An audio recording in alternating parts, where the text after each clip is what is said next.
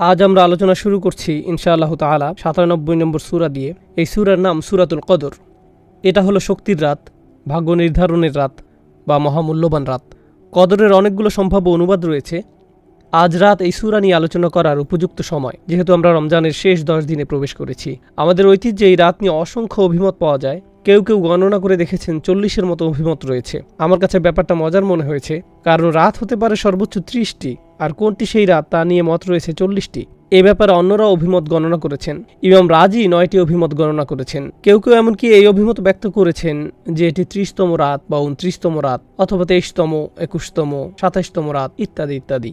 কোনটি সেই রাত আজ আমি তা নিয়ে কথা বলতে যাচ্ছি না, কারণ এত সব অভিমত এবং প্রবণতা নিয়ে অধ্যয়ন করার পর সম্ভাব্য এই রাত নিয়ে আমার কাছে মনে হয়েছে যে এই রাত হলো শেষ 10 রাতের যে কোনো একটি।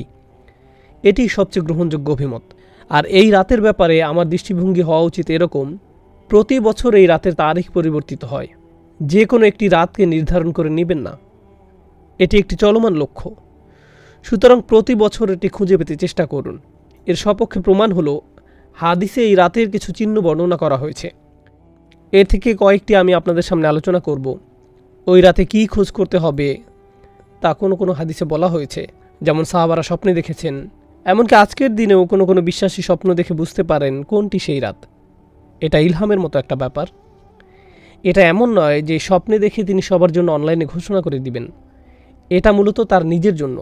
তিনি বুঝতে পারেন এটাই সেই রাত। অস্বাভাবিক এক প্রশান্তি, নিস্তব্ধতা তারা অনুভব করেন। সময় এলে আমি কিছু হাদিস বর্ণনা করব আপনাদের নিকট ইনশাআল্লাহ, সেই রাতের অনুভূতিটা কেমন হয় ইত্যাদি ইত্যাদি। কিন্তু এর থেকে আসলে 100% নিশ্চিত হতে পারবেন না।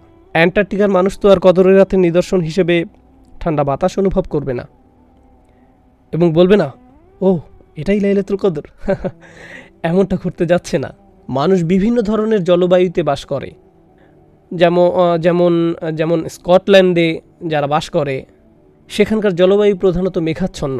এজন্য সকালবেলা সূর্যের তীব্র আলো সেখানে খুব একটা দেখা যায় না। তাই এভাবে বলা কঠিন যে অমুক অমুক নিদর্শনগুলো একেবারে পরিষ্কারভাবে লাইলাতুল কদরের প্রতি নির্দেশ করছে। কিছু কিছু নিদর্শন এই রাতের প্রতি সম্বন্ধযুক্ত করা হয়েছে, তবে এটা হার্ড কোনো সায়েন্স নয়। তবুও আমি আবারও আমার নিজেকে এবং আপনাদেরকে স্মরণ করিয়ে দিতে চাই, এই রাতের খোঁজ করা খুবই গুরুত্বপূর্ণ এক অনুসন্ধান। এটা এত বড় একটি ব্যাপার যে আল্লাহ সম্পূর্ণ একটি সূরা, একটি বা দুইটি আয়াত নয়, আল কোরআনের সম্পূর্ণ একটি সূরা উৎসর্গ করেছেন শুধু এই উদ্দেশ্যে। আর এটাই কেবল নয়, সূরা দুখানের শুরুতে তিনি আবারও এই রাতের কথা বলেছেন। 44 নম্বর সূরার প্রথম প্যাসেজ শুধু এই রাতের জন্য তিনি উৎসর্গ করেছেন। এই রাত কিসের প্রতি আভাস দেয়? কেন এই রাত গুরুত্বপূর্ণ? তাই এটা কোনো ছোট ব্যাপার নয়। অন্য অনেক দিন এবং রাতের মর্যাদাও ইসলামে স্বীকৃত। যেমন হজের দিনগুলোর পবিত্র মর্যাদা রয়েছে, গোটা রমজান মাসেরও একটা ধর্মীয় মর্যাদা রয়েছে। কিন্তু বছরের যে কোনো সময় বা তারিখের জন্য এভাবে গোটা একটি সূরা উৎসর্গ করা হয়নি। এইরকম আর হয়নি। এই ব্যাপারে কেবল আরেকটি সূরার কথা আমার মনে পড়ে, যা একটা নির্দিষ্ট সময়ের জন্য উৎসর্গ করা হয়েছে, সূরাতুল জুমআ। সেক্ষেত্রে সম্পূর্ণ সূরা এই উদ্দেশ্যে উৎসর্গ করা হয়নি, শুধু শেষের কয়েকটি আয়াত 9, 10 এবং 11। সূরার বাকি অংশ অন্য বিষয় নিয়ে, যা শুক্রবারের নামাজের দিকে নিয়ে যায়। কদরের বিষয়টি অনন্য। এই ব্যাপারটা আমাদের মাথায় রাখা প্রয়োজন।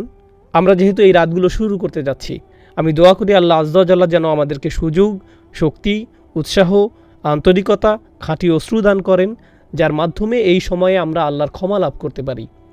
ওকে, তো আল্লাহ আযজা ওয়া জাল্লা শুরু করছেন এই বলে, ইন্না আনজালনাহু ফি লাইলাতুল কদর, নিশ্চয়ই আমি এটা নাজিল করেছি লাইলাতুল কদরে।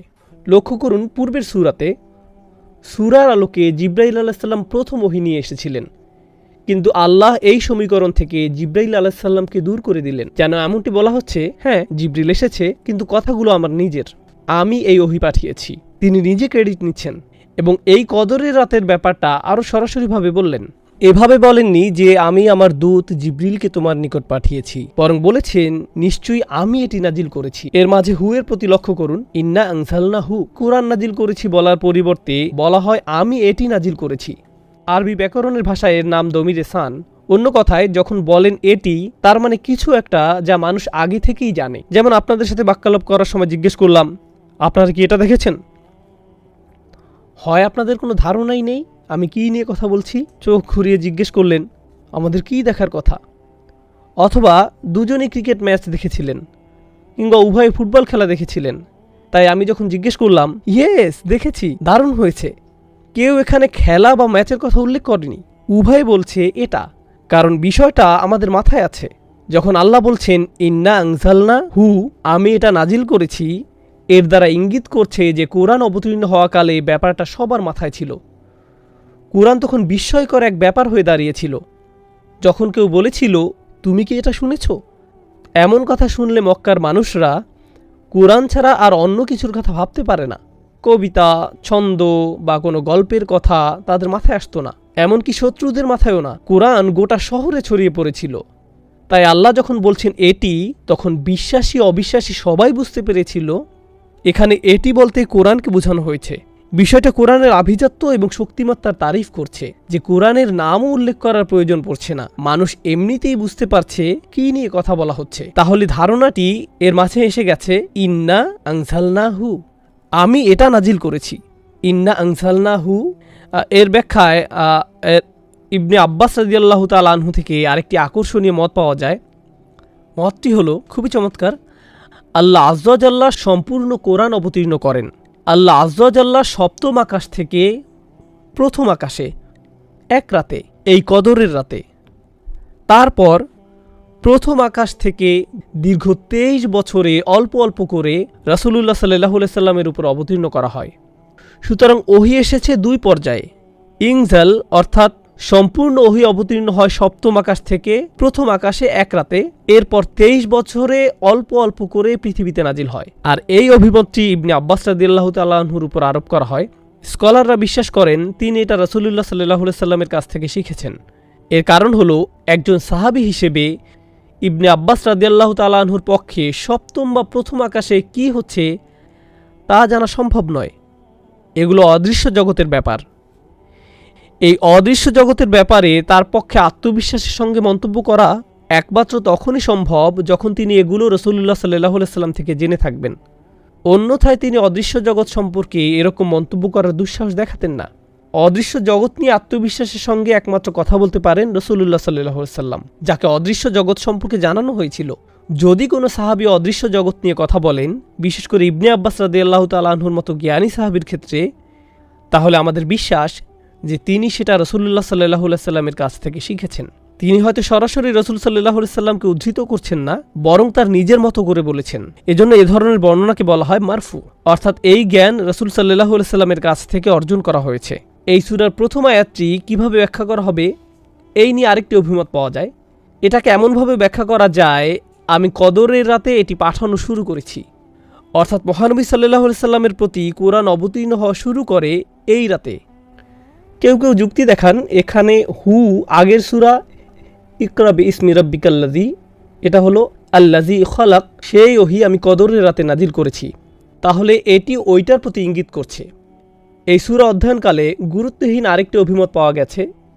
এটা আসলে তেমন কোনো বিষয় না, তারপরেও আমি একাডেমিক উদ্দেশ্যে তা উল্লেখ করছি। কেউ কেউ এই অভিমত ব্যক্ত করেছেন যে এই লাইলাতুল কদর রমজান মাসের প্রতি নির্দেশ করছে না, এটা শাবান মাসের মধ্যরাতের প্রতি নির্দেশ করছে। কারণ কয়েকটি বর্ণনা আয়েশা রাদিয়াল্লাহু তাআলা আনহার প্রতি আরোপ করা হয়, যেখানে তিনি শাবান মাসের ফজিলতের কথা উল্লেখ করেছেন। একে লাইলাতুল মুবারাকাও বলা হয়। তাই তারা এই অভিমত ব্যক্ত করেছেন যে সম্ভবত এটি রমজান মাসের কথা বলছে না, এটা শাবান মাসের মধ্যরাত সম্পর্কে বলছে। কিন্তু এই অভিমতটি সরাসরি বাতিল করে দেয়া হয়েছে। এর বহু কারণ আছে, আমি শুধু একটি কারণ বলছি। আল্লাহ সুস্পষ্টভাবে কোরআন সম্পর্কে বলেছেন, শাহরু রমাদান আল্লাযী উনজিলা ফীহিল কুরআন, রমজান মাস, এই মাসেই কোরআন অবতীর্ণ করা হয়েছে। রমজান মাসের প্রতিটি রাত কোরআন অবতীর্ণের মাসের অন্তর্গত। তাই আল্লাহ যেহেতু বলছেন আমি এটি লাইলাতুল কদরে অবতীর্ণ করেছি, সুতরাং লাইলাতুল কদর কেবল রমজান মাসেই হওয়া সম্ভব। এই দুইটি একে অপরের সাথে ওতপ্রোতভাবে জড়িয়ে আছে, একে অন্যভাবে দেখার অবকাশ নেই। এখন আমি কদর শব্দের অর্থ নিয়ে কিছু কথা শেয়ার করতে চাই। তিনভাবে কদর শব্দের ব্যাখ্যা করা যায় বা চিন্তা করা যায়। এই বিশ্লেষণ আমাদেরকে সূরার কাঠামো এবং এর অর্থ বুঝতে সাহায্য করবে ইনশাআল্লাহু তাআলা। আরবিতে কদর শব্দের একটি অর্থ হলো নিরূপণ করা, কিয়াস করা, কোনো কিছুর সীমা নির্ধারণ করে দেয়া। তাকদীর বলতে কোনো কিছুর চৌহদ্দি ঠিক করে দেয়া বোঝায়। কোরআনের অন্যত্র এসেছে কদ্দারনাহু মানাজিলা, আমরা চাঁদের জন্য বিভিন্ন পর্যায়ে নিরূপণ করে দিয়েছি। সুতরাং একভাবে এটাকে ব্যাখ্যা করা হয়েছে এভাবে যে সূরা দুখানের সাথেও মিলে যায়, একটু পরে সেটা নিয়ে আলোচনা করব। এই রাতে আল্লাহ বছরের বাকি সময়ের বড় বড় সিদ্ধান্তগুলো পাঠিয়ে থাকেন এবং সমস্ত ভালো সিদ্ধান্তগুলো, সব ভালো ভালো সিদ্ধান্তগুলো, বড় বড় সিদ্ধান্তগুলো পাঠিয়ে থাকেন। কে কি অর্জন করবে, কে কোন ধরনের সুখ সমৃদ্ধি লাভ করবে, কোন কোন বাচ্চা জন্মগ্রহণ করবে, কোন কোন বিবাহ সংঘটিত হবে, কোন কোন ভালো বা খারাপ ঘটনা ঘটবে, কে কে ইসলাম গ্রহণ করবে, কে শান্তিতে মারা যাবে, যাই হোক না কেন এই সমস্ত সিদ্ধান্তগুলো আল্লাহর সবই জানেন। কিন্তু ফেরেশতারা এই রাত থেকে এগুলোর বাস্তবায়ন শুরু করে। সরকারের যেমন বাজেট থাকে এবং সেই বাজেটের বাস্তবায়ন থাকে, এটা সেই রাত, এটা সেই রাত, এটা সেই রাত যে রাতে আল্লাহর সিদ্ধান্তগুলো পাঠানো হয় এবং ফেরেশতাদের মাধ্যমে এগুলোর বাস্তবায়ন করা শুরু হয়। এটা হলো লাইলাতুল কদরের একটি অর্থ। এর আলোকে আমি সূরাতুদ দুখান থেকে কয়েকটি আয়াত পড়ছি। হামিম ওয়াল কিতাবিল মুবিন, হামিম সুস্পষ্ট কিতাবের কসম, ইন্না আনসালনাহু ফি লাইলাতিন মুবারাকাহ, আমি একে অবতীর্ণ করেছি এক বরকতময় রাতে। এমন রাত যে রাতে কল্যাণের শুধু বৃদ্ধিই ঘটে, আপনার প্রত্যাশার চেয়েও বেশি কল্যাণের প্রকাশ ঘটতে থাকে। এই শব্দটি মাথায় রাখুন। মুবারাকা মানে এমন কিছু যাকে বহুগুণে বৃদ্ধি পাওয়ার ক্ষমতা দেয়া হয়েছে। মুবারাকের অর্থ এটাই, এমন কিছু যা বর্তমান থাকে এবং বহুগুণে বৃদ্ধি পায়। এই ধারণার কাছে আমরা আবার ফিরে আসবো সূরা কদর শিখতে থাকা অবস্থায়। এই বহুগুণে বৃদ্ধি পাওয়াটা দেখতে পাবো, আর সেটা হবে মুবারাকার তাফসির। কেন এই রাতে সওয়াব বহুগুণে বৃদ্ধি পায়? ইন্না কুন্না মুনজিরিন, নিশ্চয়ই আমি সতর্ককারী। ফিহা ইউফরাকু কুল্লু আমরিন হাকিম, সেই রাতে প্রত্যেক প্রজ্ঞাপূর্ণ সিদ্ধান্ত আলাদা করা হয় এবং বিতরণ করা হয়। আল্লাহ বলছেন এই রাত সিদ্ধান্ত নেয়ার রাত। কদর মানে ভাগ্য, সীমা, এবং সে সিদ্ধান্তগুলো এখন আল্লাহ আজ্জা জাল্লা কর্তৃক জারি করা হয়েছে। আমরিম মিন ইনদিনা, আমার আদেশক্রমে। ইন্না কুন্না মুরসিলিন, আমি প্রেরণ করি। রহমাতাম মির রব্বিক ইন্নাহু হুয়া সামিউল আলিম, অর্থাৎ এই সমস্ত আদেশ আল্লাহর দয়া এবং ভালোবাসার বহিঃপ্রকাশ। এইগুলো আল্লাহর কাছ থেকে ভালোবাসাপূর্ণ আদেশ। এই রাতে যে সিদ্ধান্তগুলো আসে সেগুলো ধ্বংসের সিদ্ধান্ত নয়, দুর্যোগ বা এরকম কিছু নয়। সিদ্ধান্তগুলো আল্লাহর পক্ষ থেকে দয়া, ভালোবাসা এবং স্নেহের প্রকাশ। এই অংশটা গুরুত্বপূর্ণ। ইন্নাহু হুয়া সামিউল আলিম, তিনি সর্বশ্রোতা এবং সর্বজ্ঞানী। আপনার অন্তরে কি হচ্ছে, কি দোয়া করছেন, বিশেষ করে এই রাতে আল্লাহ তার সব কিছুই শুনছেন। সূরাতুদ দুখানের এই আয়াতগুলোতে তিনি এটাই বলছেন। আমাদের মনে এই সম্পর্কে কোনো দ্বিধা থাকা যাবে না। রব্বিস সামাওয়াতি ওয়াল আরদ ওয়া মা বাইনাহুমা ইন কুনতুম মুকিনিন, যিনি আসমানসমূহ, জমিন এবং এ দুয়ের মধ্যবর্তী সব কিছুর রব, যদি তোমরা দৃঢ় বিশ্বাস পোষণকারী হও। কদরের দ্বিতীয় অর্থ হল মানাজিল বা শারাফ, আভিজাত্য, সম্মান। এই রাত্রি ব্যাপক সম্মানের। কেন? ব্যাপারটাকে এভাবে ভাবতে পারেন, সবচেয়ে সম্মানিত ফেরেশতা জিবরাইল আলাইহিস সালামের আগমন ঘটে এই রাতে। তিনি আল্লাহর সবচেয়ে সম্মানিত বই কুরআন নিয়ে আগমন করেছিলেন, আর তিনি সবচেয়ে সম্মানিত রাসূলকে এটি প্রদান করেন সবচেয়ে সম্মানিত রাতে। অতএব এই সবগুলো সম্মান এবং গৌরব এসে একত্রিত হয় লাইলাতুল কদরে। মনে হয় যেন প্রথম আয়াতটি ইন্না আনজালনাহু ফি লাইলাতুল কদর বর্ণনা করছে যে কেন এই রাত্রি এত সম্মানের এবং এত গৌরবের। এখন পর্যন্ত আমি ভাগ্য এবং সম্মান অর্থের ব্যাখ্যা করেছি। কদর বা কুদরতের আরেকটি অর্থ হলো ক্ষমতা। সুতরাং এই রাতে আমাদের আল্লাহর ক্ষমতার উপর পরিপূর্ণ বিশ্বাস থাকা উচিত যে তিনি সব কিছু পরিবর্তনের ক্ষমতা রাখেন। আমাদের ভাগ্য পরিবর্তনের ক্ষমতা রাখেন, আমাদের আচরণ পরিবর্তনের ক্ষমতা রাখেন, বিভিন্ন কার্যাবলী সম্পাদনের ক্ষমতা দান করেন। কারণ এই রাতকে আল্লাহ বরকতময় করেছেন অস্বাভাবিক শক্তি দিয়ে।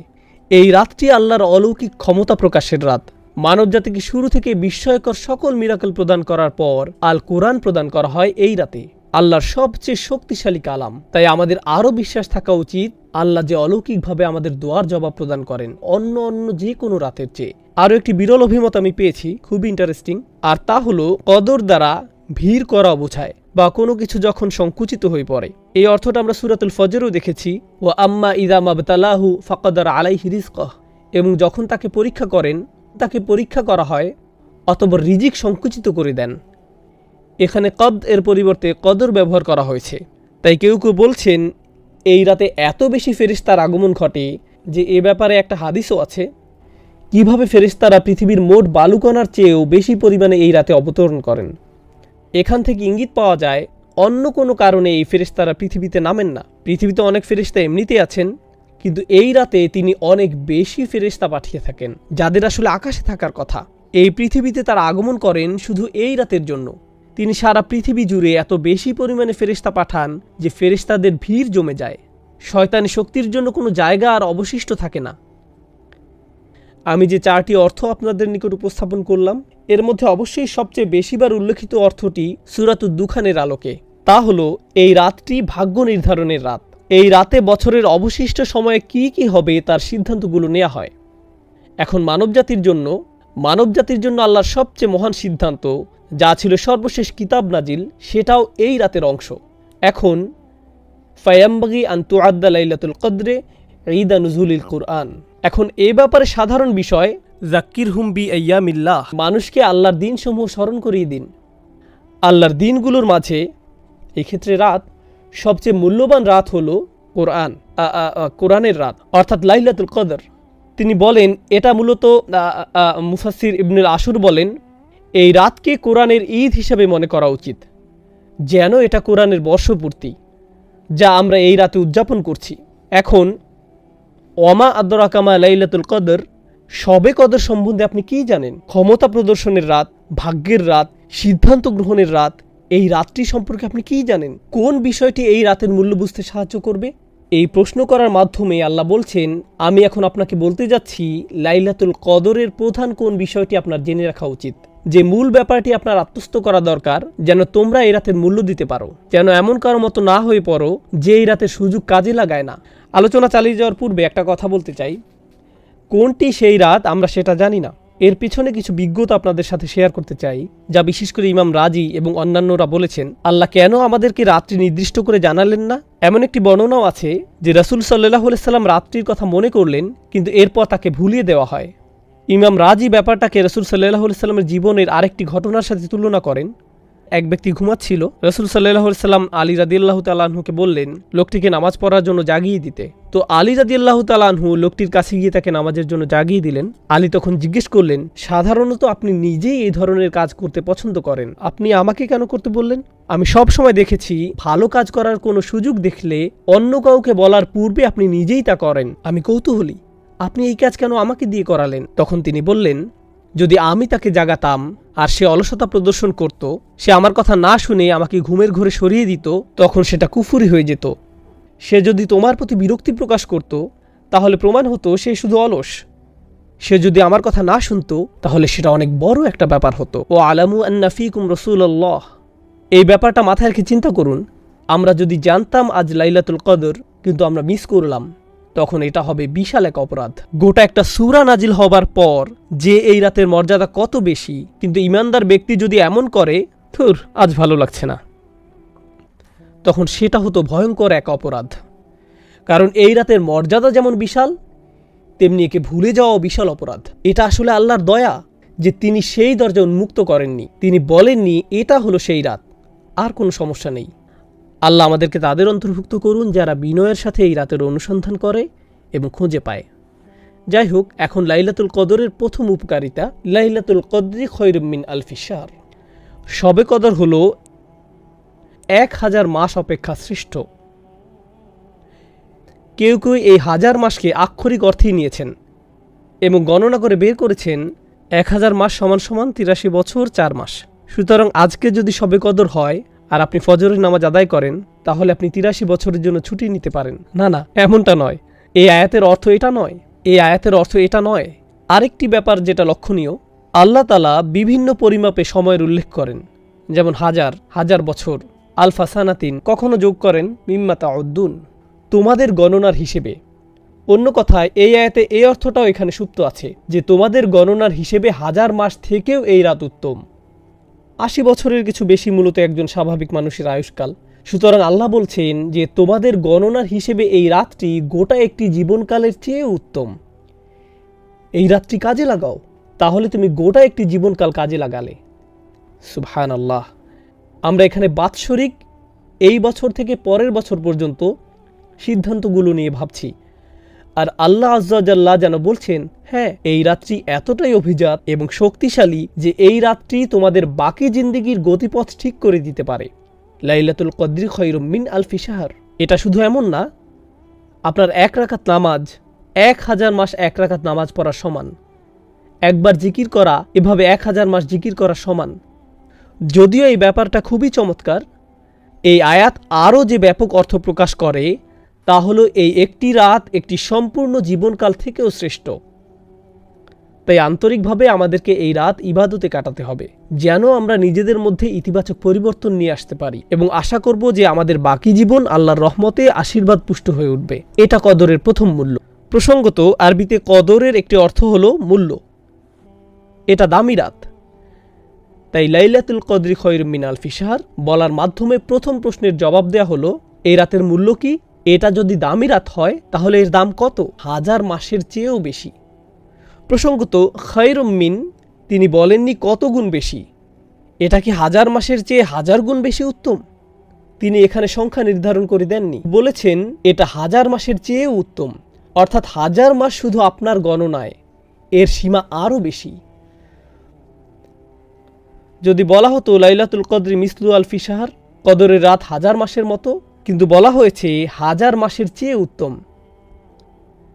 তাহলে কদরের একটি মানে হলো মূল্য, আর এর মূল্য বলে দেওয়ার মাধ্যমে এর জবাব দেয়া হলো এটা 1000 মাসের চেয়েও উত্তম। কদরের আরেকটি অর্থ হলো ডিক্রি বা আল্লাহর আদেশ, যা সব কিছুর জন্য আসে। তাই পরবর্তী আয়াতে কদরের অন্য এই অর্থটি নিয়ে কথা বলা হয়েছে, তানাজ্জালুল মালাইকাতু ওয়ার রূহ ফিহা বিইজনি রাব্বিহিম মিন কুল্লি আমরিন। সে রাতে ফেরেশতা ও রূহ তাদের রবের অনুমতি ক্রমে, বাইবেলে যাকে হোলি স্পিরিট বলা হয়েছে, কুরআন তাকে অভিহিত করে রূহ নামে, মানে জিব্রাইল আলাইহিস সালাম। তাহলে ফেরেশতারা অবতরণ করেন, সাথে স্পেশাল গেস্ট জিব্রাইল আলাইহিস সালাম, ওহী নাজিলের আসল স্টার। সকল ফেরেশতাদের মধ্যে যিনি শুরুতে কোরআন নিয়ে এসেছিলেন, সেই মহান ফেরেশতা নিজেই আবার কুরআন বার্ষিকী উদযাপন উপলক্ষে পৃথিবীতে অবতরণ করেন। একবার চিন্তা করে দেখুন, আমরা কি নিয়ে কথা বলছি? মুতাঈন সাম্মা আমিন, সবার মান্যবর, সেখানকার বিশ্বাসভাজন। শুধু তিনি নন, তার অরিজিনাল টিম যারা কুরআন নাজিলের সময় দলে দলে নেমে আসতেন, তারা সবাই কদরের রাতে পৃথিবীতে অবতরণ করেন। ইনি সেই জিবরিল আলাইহিস সালাম, যিনি মূসা আলাইহিস সালাম, ঈসা আলাইহিস সালামের নিকট কিতাব নিয়ে এসেছিলেন, ও আইয়াদনাহু বিরূহিল কুদুস, এবং যিনি রাসূলুল্লাহ সাল্লাল্লাহু আলাইহি সাল্লামের নিকট ওহী নিয়ে আসতেন। আজকে তিনি আমাদের মাঝে, তার সকল অনুসারীরাও এবং অন্য সব ফেরেশতারা, তারা বিভিন্ন ডিপার্টমেন্টে কাজ করে। প্রথম আকাশে যেমন ফেরেশতারা আছেন, দ্বিতীয় আকাশে আছেন, তৃতীয় আকাশে আছেন, এভাবে সব আকাশে আছেন। ফেরেশতাদেরকে বিভিন্ন কাজের জন্য নিয়োগ করা হয়। যেমন 2 জন আমাদের গার্ড দিয়ে থাকেন, 2 জন আমাদের কর্মের হিসাব রাখেন। ফেরেশতারা আরশের চারপাশে ইস্তেগফাররত থাকে। ফেরেশতারা বিভিন্ন রকমের কাজ করেন। কদরের রাতে সব ফেরেশতাদের তাদের নিজস্ব কাজ থেকে মুক্তি দিয়ে দুনিয়াতে পাঠানো হয়। এমনকি জিব্রাইল আলাইহিস সালাম অবতরণ করেন ইনদা সিদরাতিল মুনতাহা, সিদরাতিল মুনতাহার নিকট থেকে, যেখানে তার মাকাম, যেখানে তিনি আমিন, তিনি সেখান থেকে এই রাতের জন্য অবতরণ করেন। তো তিনি বলছেন সবাই অবতরণ করেন বিইজনি রাব্বিহিম, তাদের প্রভুর অনুমতিক্রমে। এই ব্যাপারটা বোঝা গুরুত্বপূর্ণ। ফেরেশতাদের নিজস্ব দায়িত্ব রয়েছে। আল্লাহ তাদেরকে তাদের কাজ থেকে মুক্তি দিয়ে এই রাতের জন্য প্রেরণ করেন। এই জন্য বিইজনি রাব্বিহিম এখানে গুরুত্বপূর্ণ। তিনি বলেন মিন কুল্লি আমর, আল্লাহর আদেশে তারা আসেন সকল বিষয় নিয়ে, সকল সিদ্ধান্ত নিয়ে। তার মানে এটা যদি স্বাস্থ্য সংক্রান্ত ব্যাপার হয়, ব্যক্তিগত কোনো ব্যাপার হয়, পারিবারিক ইস্যু, যুদ্ধ সংক্রান্ত ব্যাপার, আধ্যাত্মিক ব্যাপার, শারীরিক ব্যাপার, অর্থনৈতিক ব্যাপার, যে ব্যাপারই হোক না কেন, আল্লাহর আদেশে তারা সব ধরনের ব্যাপার সমাধান করতে আসেন এবং মানুষকে সব ইস্যুতে সাহায্য করেন। আল্লাহর কদরের ঘোষণা দিয়ে, আল্লাহর রাজকীয় আদেশের ঘোষণা দিয়ে এই রাতে তাদের জন্য যারা এর সন্ধান করে।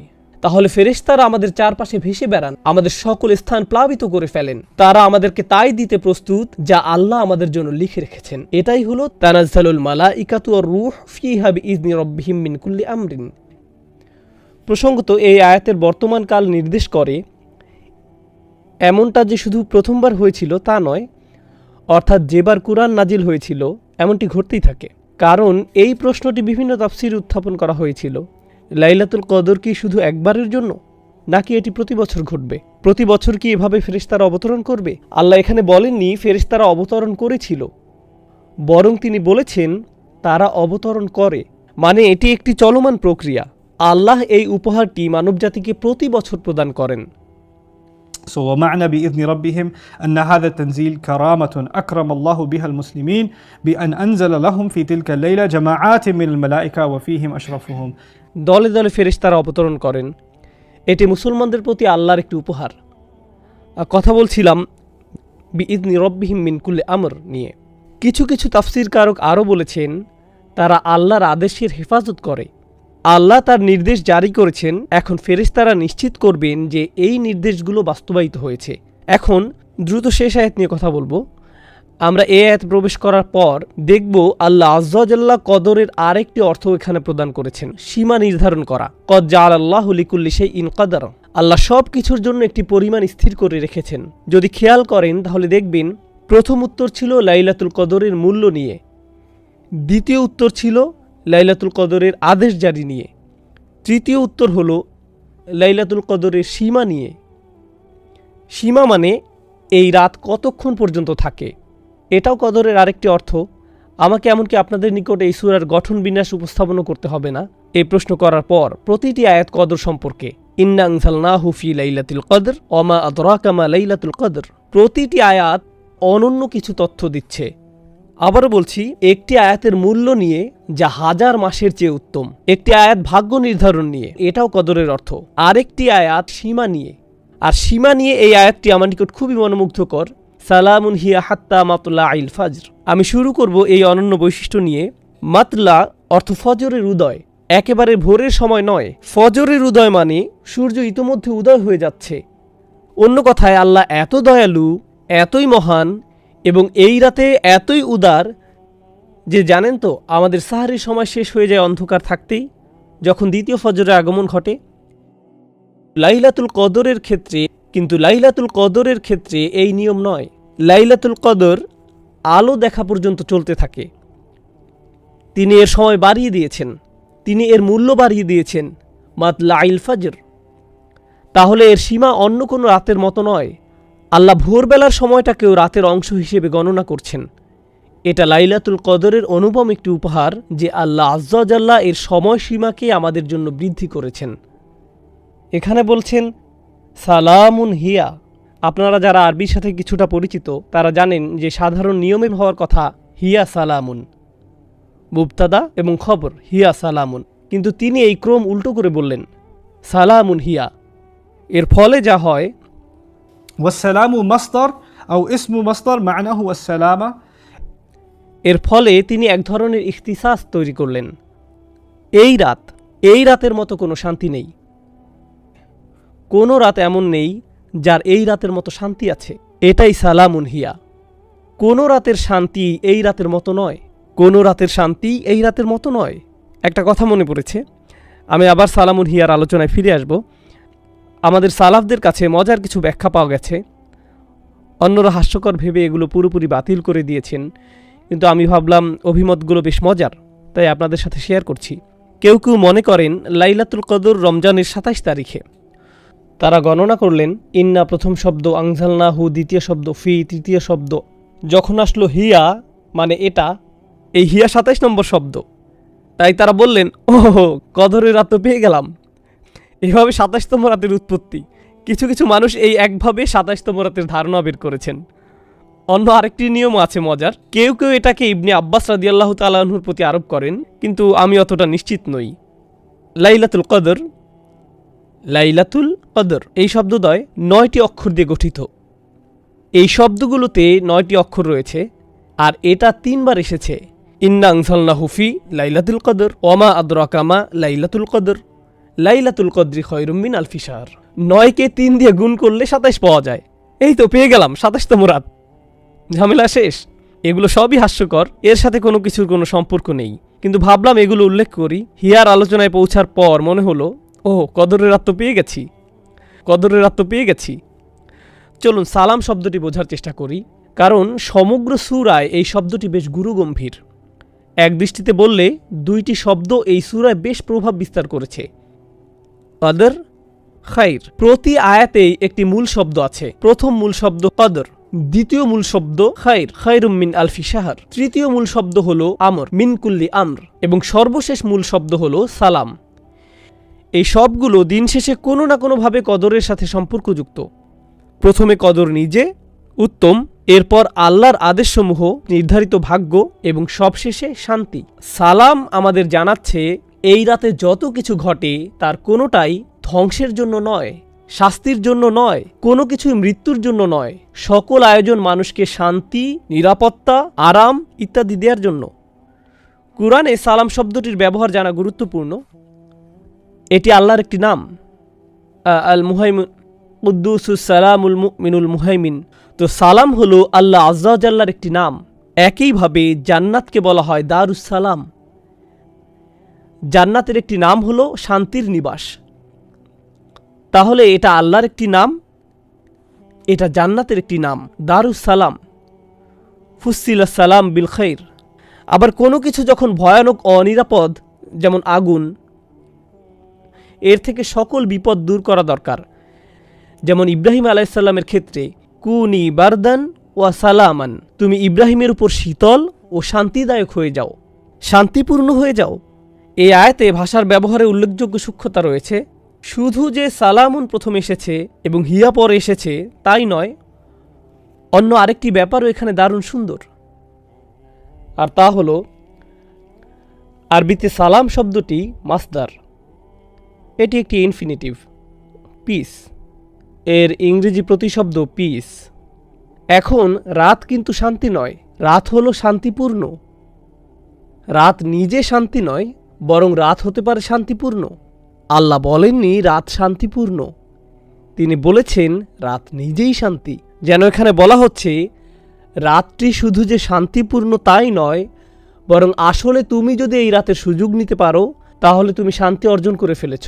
তোমার অবশিষ্ট জীবনের জন্য তুমি চূড়ান্ত শান্তির সন্ধান পেয়েছ। তুমি যদি এই রাত না পেয়ে থাকো তাহলে শান্তি কাকে বলে তুমি সেটা জানোই না। এখানে এমনি একটি বিবৃতি, মুবালাগা বিবৃতি দেয়া হয়েছে, সালামুন হিয়া হাত্তা মাতলাইল ফাজর।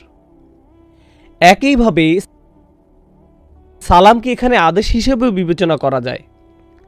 যেমন উদাহরণস্বরূপ আমরা বলি চুপ, চুপ থাকো বলার পরিবর্তে চুপ থাকো একটি আদেশ, কিন্তু শিক্ষক এটাও বলতে পারেন সাইলেন্স, অথবা একজন বিচারক বলতে পারেন অর্ডার। তিনি বলেন না শৃঙ্খলা বজায় রাখো, তিনি শুধু বলেন অর্ডার। সুতরাং কখনো কখনো আদেশ দিতে নাউন ব্যবহার করা হয়। এই অর্থ মাথায় রেখে সালামুন হিয়া পড়লে সালামুন হিয়া হাত্তা মাতলাইল ফাজর এর অর্থ হয় তোমরা ভালো চাইলে শান্তি বজায় রাখো, এই রাতে কোনো মারামারি নয়, তর্ক বিতর্ক নয়। আমি আমার ফেরেশতাদের পাঠিয়েছি, ডিক্রি জারি করেছি, এই রাতের মতো মূল্যবান কোনো রাত নেই। তোমরা ভালো চাইলে এই রাতে আল্লাহর নিকট সম্পূর্ণরূপে আত্মসমর্পণ করো। সালাম দিল্লুল হার্ব, এটা যুদ্ধের বিপরীত। তোমরা ভালো চাইলে অন্য কারোর সাথে পীড়াদায়ক আচরণ করো না, কাউকে কষ্ট দিয়ে কথা বলো না, আল্লাহর সাথে ভালো আচরণ করো, মানুষের সাথেও ভালো আচরণ করো এবং আল্লাহর নিকট আত্মসমর্পণ করো। সূরার শেষে এটি একটি সাজেশন বা আদেশের মতো।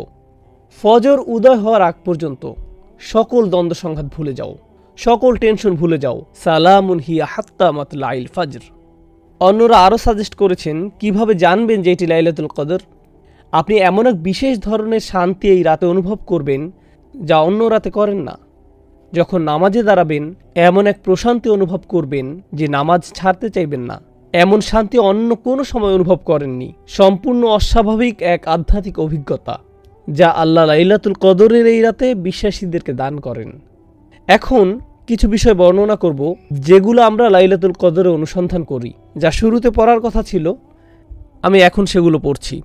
এই রাতে আমরা কি কি জিনিস চাইব এবং এই রাতে মূল্য সম্পর্কে হাদিসে কি বলা হয়েছে। অবশ্যই আল আজাল আল আরজাক খিলালিল আম ফিহা ইফরাকু কুল্লু আমরিন হাকিম, আমাদের সীমা, আল্লাহর কাছে ফেরার পূর্বে আমাদের জীবনকাল, আমাদের সকল রিজিক, এই সব কিছু সম্পর্কে এই রাতে ডিক্রি জারি করা হয়। ফেরেশতারা অবতরণ করেন। কি নিয়ে অবতরণ করেন? বিল খাইরি ওয়াল বারাকাতি ওয়ার রহমাতি ওয়াল মাগফিরাহ।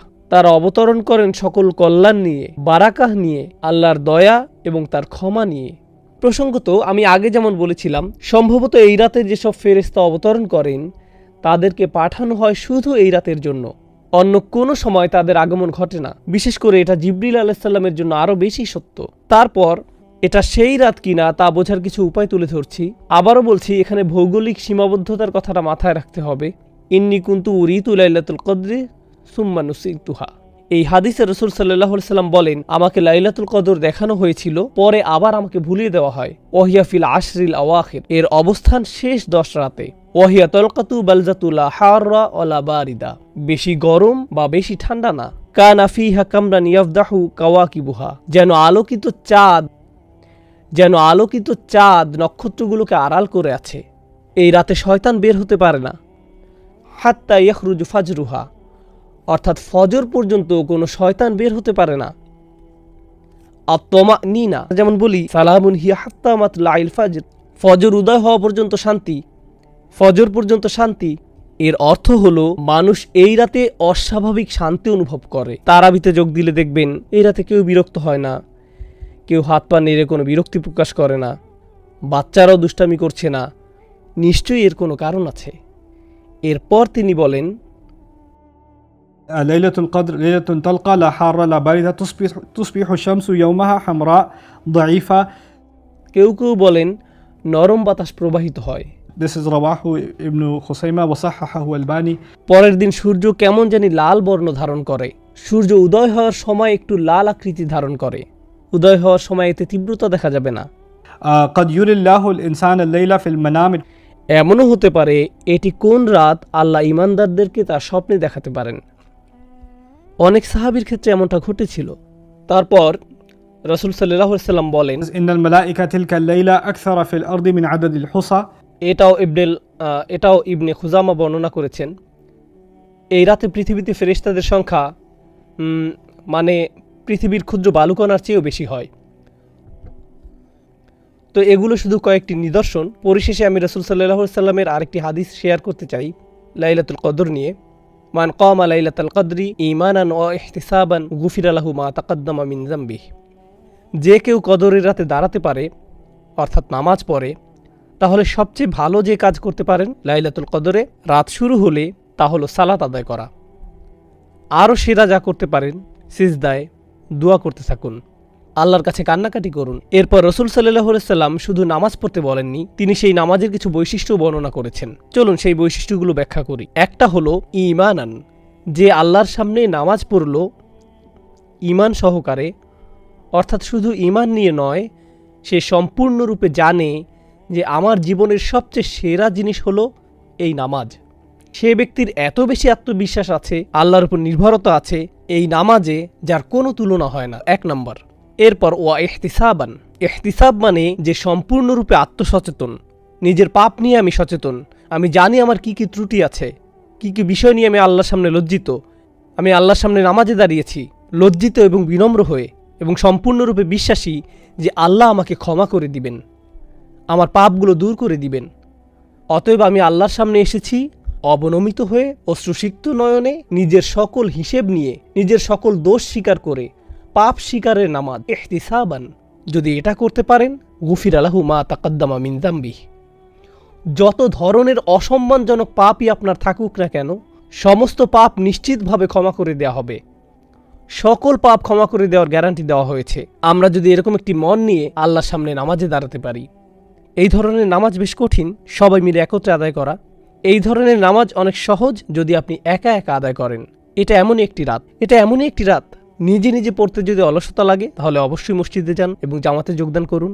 এই রাতে শুধু আপনি, আল্লাহ আর চোখের পানি। এই রাতে এটাই হওয়া উচিত।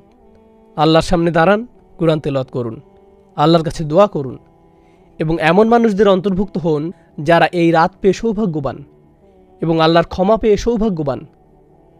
আমাদের রাতগুলো এখন আর এতটা লম্বা নয়, খুব বেশি সময় আমাদের হাতে থাকে না।